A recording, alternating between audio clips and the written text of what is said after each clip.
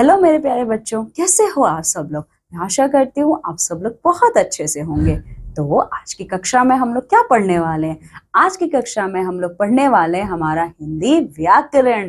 ठीक है, और हिंदी व्याकरण का पहला जो आपके किताब में है, कौन सा पाठ है वो? पहले पाठ का नाम है आपका भाषा और व्याकरण। ठीक है, इस पूरे पाठ में हम लोग ये पढ़ने वाले हैं कि भाषा क्या होती है और किस प्रकार से जो भाषा हम बोलते हैं उस भाषा में व्याकरण का क्या भूमिका है। ठीक है, मतलब किस प्रकार से हमारी बोली हुई भाषा में व्याकरण एक भूमिका अदा करता है। ठीक है, तो चलो आ जाओ पाठ शुरू करते हैं। तो सबसे पहले मेरे प्यारे बच्चों, आपको ये पता होना चाहिए कि भाषा होती क्या चीज है। ठीक है, देखो, भाषा जो होती है वो आपके विचारों का, आपके भावों का आदान प्रदान है। ठीक है, जब आप किसी से बात करते हो तो आप क्या करते हो? आपके जो विचार हैं, आपके जो भाव हैं, आप उनको, जिनसे आप बात कर रहे हो, उनके साथ क्या करते हो? उनके साथ आदान प्रदान का कार्य करते हो। ठीक है, और भाषा इस पूरे दुनिया का सबसे सशक्त माध्यम है। ठीक है, सबसे ज्यादा सशक्त माध्यम है। ठीक है, भाषा ही वो माध्यम है जिसके जरिए हम लोग कोई भी बात अपनी कह सकते हैं। ठीक है, तो ये भाषा का क्या है? डेफिनेशन है। ठीक है, चलो अब देखते हैं। भाषा वो साधन है जिसके द्वारा मनुष्य बोलकर, सुनकर, लिखकर व पढ़कर अपने विचारों का आदान प्रदान करता है। भाषा में आप क्या कर सकते हो? आप लिख सकते हो, बोल सकते हो, पढ़ सकते हो, कुछ भी कर सकते हो इसमें, जिसके जरिए आप अपने विचारों का आदान प्रदान कर सकते हो। दूसरे शब्दों में हम कह सकते हैं कि भावों व विचारों के आदान प्रदान का सशक्त माध्यम ही भाषा है। ठीक है, अगर आप दूसरे तरीके से बात करो तो आप ये कह सकते हो कि हमारे शब्दों का, हमारे विचारों का, हमारे भावों का सबसे ज्यादा सशक्त माध्यम क्या है? आपका भाषा है। ठीक है, हालांकि पशु पक्षी भी अपने भाव प्रकट करते हैं, परंतु उन ध्वनियों को भाषा नहीं कहा जाता है। आप सब लोग जानते हो हर पशु का, हर पक्षी का अपना एक अलग अलग भाषा है जिसमें वो बात करते हैं, लेकिन आप ये कह नहीं सकते हो कि वो भाषा है। आप उनके बोले हुए बातों को भाषा नहीं बोल सकते हो। इससे हमें ज्ञात होता है कि सार्थक शब्दों का समूह जिनसे हम विचारों, भावों का आदान प्रदान करते हैं वो भाषा कहलाता है। तो इससे आप समझ सकते हो कि जब आप सार्थक शब्दों का प्रयोग करते हो तभी वो भाषा कहलाता है। हमारे जीवन में भाषा का महत्व बहुत ज्यादा है। ठीक है, हम सबके जीवन में भाषा का बहुत महत्व है। तो चलो ये देखते हैं भाषा कितने प्रकार के होते हैं। तो भाषा मुख्यतः 3 प्रकार की होती है। पहला है आपका मौखिक, मतलब लिखते हो जब आप। ठीक है, नहीं, मौखिक मतलब बोलकर। पहला है मौखिक, जब आप बोलते हो। फिर लिखित है, मतलब लिखते हो। फिर सांकेतिक, मतलब जब आप पढ़ते हो। ठीक है, तो वो संकेत की भाषा है। ठीक है, अब यहाँ ये देखो मौखिक भाषा क्या होती है। मौखिक भाषा जब हम अपने विचारों अथवा भावों को दूसरों के सामने बोलकर व्यक्त करते हैं। जब आप कोई भी बात बोलते हो, जब आप अपने विचारों को बोल कर व्यक्त करते हो तो उसे कहा जाता है मौखिक भाषा। ठीक है, और दूसरों की बातों को सुनकर समझते हो। ठीक है, ऐसा नहीं कि सिर्फ आप ही बोल रहे हो, आप दूसरों की बातों को सुनते भी हो, तो उसे क्या कहा जाता है? मौखिक भाषा। फिर आती है लिखित भाषा। लिखित भाषा का मतलब जब आप अपने भावों को, आप अपने व्यक्तित्व को क्या करते हो? लिख कर बताते हो, तो उसे क्या कहा जाता है? लिखित भाषा। सांकेतिक भाषा क्या है? सांकेतिक भाषा जिस बात को संकेतों द्वारा किसी को समझाया जाता है। ठीक है, आप यहाँ पे ना पढ़ के समझाते हो ना लिख के समझाते हो, आप सिर्फ यहाँ पे संकेतों का यूज करते हो। तो संकेतों का यूज करके जब संकेतों का इस्तेमाल करके यहाँ पे आप अपने विचारों का आदान प्रदान करते हो तो उसे कहा जाता है सांकेतिक भाषा। जैसे ये देखो, यातायात सिपाही, आप लोगों ने देखा ना, ट्रैफिक पुलिस जो होते हैं वो क्या करते हैं? वो संकेत का यूज करते हैं। वो क्या करते हैं? विसल ब्लो करते हैं और हाथ ऐसे करते हैं, मतलब आपको रुकना है। तो ये भी तो एक संकेत ही तो हुआ कि आपको रुकना है। उसके अलावा जो मूक बधिर लोग होते हैं, मतलब जो ना बोल सकते हैं ना सुन सकते हैं, ठीक है, वो लोग भी तो बात करते हैं। कैसे बात करते हैं? वो संकेत की ही भाषा में बात करते हैं। ठीक है, इसीलिए हमें ये पता चलता है मेरे प्यारे बच्चों की भाषा कितना ज्यादा जरूरी चीज है, और भाषा का जो क्षेत्र है वो बहुत ही बड़ा है। ठीक है। संपूर्ण मानव जाति भाषा का प्रयोग करती है, इसलिए भाषा में विविधता होती है। पूरा का पूरा जो मनुष्य जाति है, संपूर्ण मनुष्य जाति भाषा का ही प्रयोग करती है। इसीलिए आपने देखा होगा कि भाषा कितने प्रकार के होते हैं। भाषा देश, क्षेत्र, राज्य, शहर में अलग अलग हो सकती है। आप सब जानते हो पूरे दुनिया में इतने देश हैं, इतने देशों में इतने शहर और गांव हैं, पर सबकी भाषा अलग होती है। ठीक है।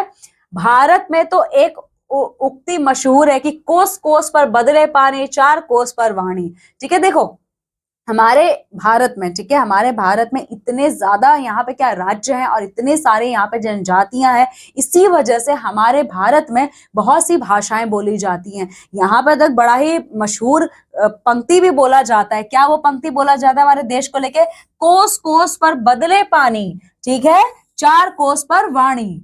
ठीक है, मतलब यहाँ पे हर एक कोस पे वायु ही बदल जाती है, उसी प्रकार से भाषा भी बदलती है यहाँ की। जब कोई भाषा सीमित क्षेत्र में बोली जाती है तो उसका कोई लिखित रूप नहीं होता। जिस भाषा को क्षेत्रीय स्तर पर प्रयोग किया जाता है उसे बोली कहते हैं। देखिए भाषा और बोली में एक फर्क है।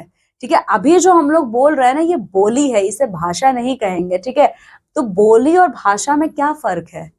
ठीक है, आ जाओ देखते हैं। देखो जब कोई भाषा सीमित क्षेत्र में बोली जाती है, ठीक है, मतलब एक सीमित क्षेत्र होता है, वहां पे जब आप कुछ बोलते हैं तो उसे भाषा बोली जाती है। ठीक है, उस भाषा का कोई लिखित रूप आपको नहीं मिलेगा, मतलब कोई भी लिखा हुआ उसका आपको नहीं मिलेगा। जिस भाषा को क्षेत्रीय स्तर पर प्रयोग किया जाता है, मतलब जिस भाषा को आप एक क्षेत्र के ऊपर प्रयोग करते हो, उसको ही कहा जाता है भाषा। ठीक है, जब आप भाषा को क्षेत्र, मतलब एक, पहले देखो क्या होता है, पहले एक छोटा सा कस्बा होता है। जब एक छोटे से कस्बे में कोई बात बोली जा रही है तो उसको हम क्या बोलते हैं? उसको भाषा बोल देंगे।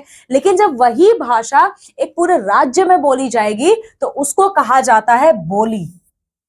समझे आप लोग? क्या है भाषा और बोली में क्या फर्क है? देखो भाषा जो है एक सीमित क्षेत्र में बोली जाती है, एक छोटे से गांव में बोली जाएगी, एक छोटे से कस्बे में, या एक कोई शहर में बोली जाएगी बस। ठीक है, वो सिर्फ उसी शहर की भाषा है।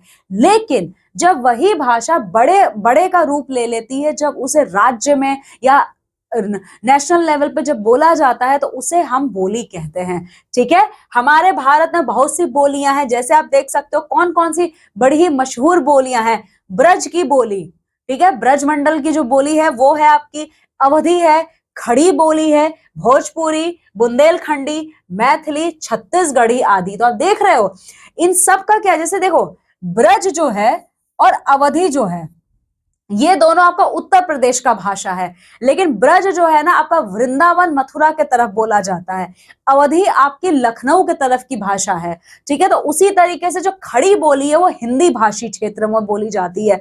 भोजपुरी आपका पूर्वोत्तर राज्यों में, ठीक है, और साथ ही साथ बिहार में बोली जाती है। बुंदेलखंडी क्या है? बुंदेलखंड मतलब वो हिस्सा जो मध्य प्रदेश से लगता है, हमारे उत्तर प्रदेश का, झांसी का। ठीक है, फिर मैथिली, मैथिली मतलब बिहार की भाषा। ठीक है, छत्तीसगढ़ी, मैथिली जो होती है वो भोजपुरी की तरह ही बिहार की भाषा है। छत्तीसगढ़ी जो छत्तीसगढ़ के राज्य के लोग बोलते हैं। ठीक है, तो आप देख सकते हो इतने सारे हमारी बोलियां हैं हमारे देश की। देखो भारतीय संविधान में पहले 18 भाषाओं को मान्यता प्राप्त थी। हमारा संविधान है, आप सब लोगों को पता है मेरे प्यारे बच्चों, उसमें पहले 18 भाषाओं को मान्यता दी गई थी। मतलब हमारे संविधान में 18 भाषाओं में लिखा हुआ था, अब वो जाके 22 हो गई है। पहले वो 18 थी पर अब वो 22 हो गई है, मतलब उसमें 4 और भाषा जुड़ गए हैं। तो कौन कौन सी भाषाएं हैं देख लेते हैं। बांग्लादेश की भाषा हिंदी, नेपाल नेपाली, श्रीलंका सिंहली, पाकिस्तान उर्दू, चीन चीनी, रूस रूसी, इंग्लैंड अंग्रेजी, फ्रांस फ्रेंच, नीदरलैंड डच, पुर्तगाल पुर्तगाली। ठीक है, तो आप देख सकते हो ये इतने सारे देश और उनके कौन कौन सी ये भाषाएं हैं। ठीक है, अब लिपि क्या होती है? भाषा और बोली का फर्क आपको समझ में आ गया भाई। लिपि क्या होती है? स्क्रिप्ट जिसको हम कहते हैं, ये क्या होता है देख लो। भाषाओं को चिन्हों द्वारा लिखने की प्रणाली को लिपि कहते हैं। ठीक है, आपने इतनी सारी भाषा बोल लिया कि ये है, इतने सारे आपने शब्दों का प्रयोग कर लिया, लेकिन आप उसको जब लिखते हो ना तो वो जो लिखने का जो स्टाइल होता है उसी को लिपि कहा जाता है। ठीक है, लिखने की प्रणाली को ही लिपि कहते हैं। ठीक है, लिखने के लिए कुछ चिन्ह निश्चित किए गए हैं, तो लिखने के लिए कुछ चिन्ह बनाए गए हैं कि इन्हीं चिन्हों को इस्तेमाल करके हमें लिखना है। देख लेते हैं, ये चिन्ह लिपि के नाम से जाने जाते हैं। तो ये जो सारे चिन्ह है ना, आपका लिपि के नाम से जाना जाता है। हर भाषा की अपनी विशेष लिपि होती है, तो हर भाषा की अपनी एक लिपि होती है। ठीक है, तो देख लेते हैं, हिंदी भाषा की लिपि है आपकी देवनागरी लिपि। ठीक है, अंग्रेजी की है रोमन, उर्दू की है फारसी, संस्कृत की है देवनागरी, पंजाबी की है गुरुमुखी। तो ये आपको पता होना चाहिए कि हम लोग हिंदी भाषी हैं, तो हमारा कौन सा लिपि है? देवनागरी लिपि है। हमारा सबसे प्राचीन हमारी भाषा है संस्कृत, हमारी बोली है, तो उसकी लिपि क्या है? देवनागरी। ठीक है, चलो व्याकरण के अंग, पार्ट्स ऑफ ग्रामर। अब हम देखेंगे हमारे व्याकरण के कितने अंग होते हैं। चलो देखते हैं, व्याकरण के 3 अंग होते हैं, वर्ण विचार, शब्द विचार, वाक्य विचार। अब ये क्या होता है? चलो देखते हैं, वर्ण विचार क्या होते हैं। देखो, इस भाग में वर्णों के स्वरूप, भेद, प्रकार आदि के बारे में विचार किया जाता है। नाम से पता चल रहा है वर्ण विचार। तो वर्ण विचार का मतलब जितने वर्ण है उसका क्या रूप है, उसके कितने भेद होते हैं, वो सब हम यहाँ पे पढ़ते हैं। फिर दूसरा आता है शब्द विचार। यहाँ पे शब्द कितने होते हैं, उनका क्या रूप होता है, उनका कितना भेद होता है, वो सब हम यहाँ पे पढ़ते हैं। फिर वाक्य विचार, इस भाग में वाक्य रचना, वाक्य भेद, विराम चिन्ह आदि के बारे में हम लोग बात करते हैं। ठीक है, तो ये सारी चीजें हमारे व्याकरण के अंग होते हैं। तो इस पाठ में सिर्फ इतना ही। चलो देखते हैं हमने इस पाठ में पढ़ा क्या क्या है। आ जाओ देख लेते हैं। सबसे पहले तो हम लोगों ने पढ़ा है भाषा क्या होती है। भाषा वो साधन है जिसके जरिए हम मनुष्य क्या करते हैं, अपने भाषाओं का, अपने विचारों का आदान प्रदान करते हैं। ठीक है, भाषा के 3 रूप होते हैं, लिखित, मौखिक और सांकेतिक। भाषा के क्षेत्रीय रूप को बोली कहते हैं। ठीक है, जो भाषा है उस जब वो क्षेत्रीय स्तर पर बोली जाती है तो उसे हम बोली कहते हैं। भाषा को जिन चिन्हों द्वारा या संकेतों द्वारा लिखा जाता है उसे हम लिपि कहते हैं। व्याकरण के द्वारा हम भाषा के शुद्ध रूप का ज्ञान सीखते हैं।